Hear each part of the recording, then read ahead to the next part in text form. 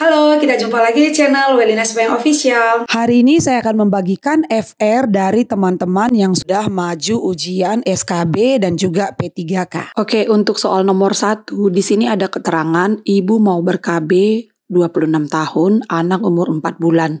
Nah, artinya umur 4 bulan ini berarti masih ASI eksklusif. Sudah berhubungan dan ada benjolan di payudara. Nah, artinya kalau ada benjolan payudara, KB jenis hormonal kita kecualikan ya. Kita tahu kalau untuk ibu menyusui itu yang boleh itu antara lain pil progestin suntik 3 bulan atau depo progestin, KB implan dan juga IUD. Nah, jadi di sini untuk yang jenis hormonal seperti implan, pil progestin dan juga suntik depo itu tidak kita sarankan karena ada benjolan payudara. Kemudian di sini tidak ada keterangan apakah ibu memberikan secara eksklusif atau sudah mendapat haid atau belum. Nah, jadi kalau misalnya nanti di soal itu ada keterangan ibu belum mendapatkan menstruasi atau belum haid dan memberikan ASI secara eksklusif, maka pilihan jawaban kita adalah MAL, metode amenorelaktasi. Namun jika tidak ada keterangan tersebut, kita memilih IUD. Nah, untuk soal nomor 2 di sini ada keterangan Doran teknus perjol vulka. Doran itu adalah dorongan ingin menaran, teknus tekanan pada anus, perjol perineum menonjol dan vulva membuka. Nah, pembukaan sudah lengkap, masuk kala berapa? Ini cukup mudah ya. Doran teknus perjol vulka merupakan tanda-tanda dari kala 2 persalinan. Oke, soal nomor 3 di sini ada keterangan bahwa gravida 1, partus 0, abortus 0 datang ke bidan, pembukaan 7 cm, berarti sudah masuk fase aktif, keadaan umum baik, tapi kepala masih di HOT 1. Apakah tindakan bidan? Nah, berarti ini artinya sebenarnya HOT 1 ini masih pinggir atas simpisis ya, masih berada pada pintu atas panggul. Jadi kalau pada primi itu seharusnya usia kehamilan 37 minggu sudah mulai memasuki pintu atas panggul. Seharusnya sudah mulai menuju HOT 2, apalagi ini sudah pembukaan 7 cm. Jadi ini tindakan kita harus merujuk pasien.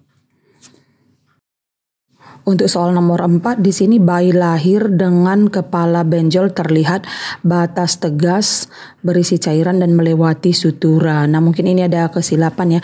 Kalau berbatas tegas ya biasanya dia itu tidak melewati sutura.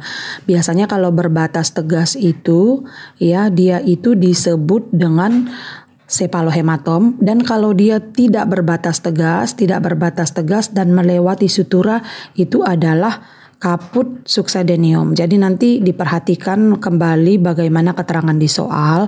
Kalau memang dia itu melewati sutura, biasanya itu adalah kaput succedaneum dan kaput itu biasanya tidak berbatas tegas ya.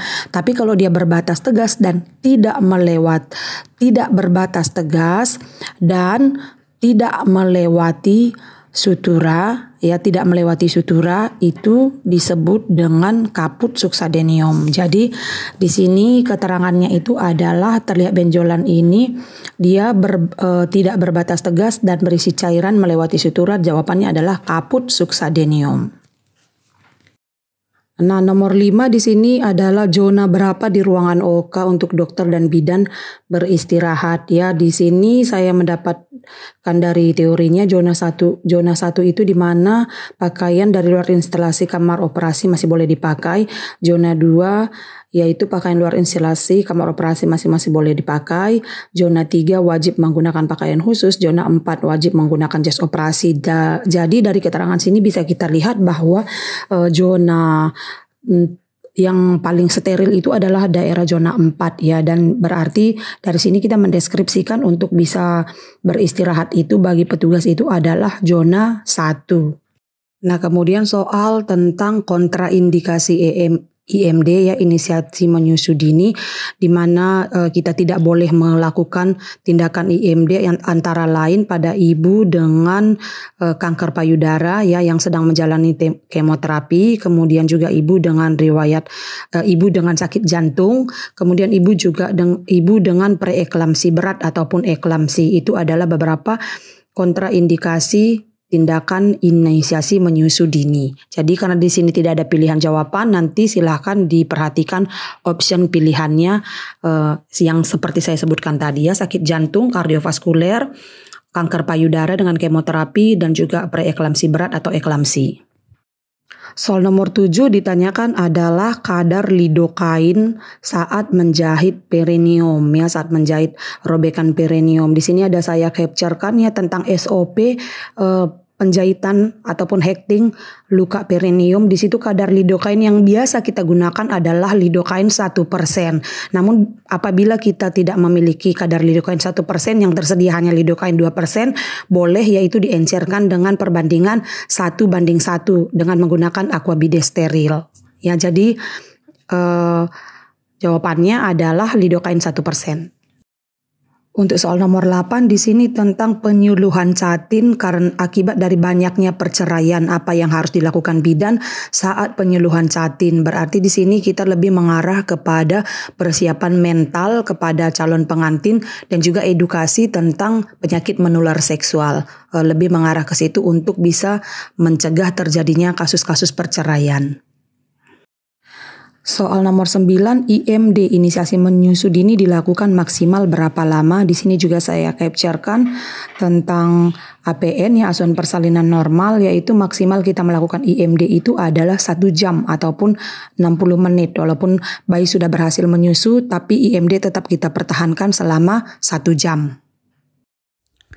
Nah, di sini juga soal yang ke-10 adalah asuhan apa yang diberikan kepada ibu yang cemas saat akan dilakukan tindakan SC dengan indikasi preeklamsi berat ya. Jadi di sini karena tidak ada pilihan option yang diterangkan, nanti lebih mengarah kepada persiapan psikologis ibu dalam menghadapi persalinan supaya ibu bisa mengatasi cemasnya, ataupun bisa juga dengan kata lain memberikan informasi edukasi, artinya ibu harus memang menghadapi SC karena ibu mengalami preeklamsi berat, karena jika dipertahankan atau diteruskan dengan normal itu akan mengancam nyawa ibu maupun janin. Terima kasih bagi kamu yang sudah dukung dan nonton channel Welina Sembayang Official, dan bagi kamu yang belum, jangan lupa untuk subscribe, share, like, dan komen. Terima kasih.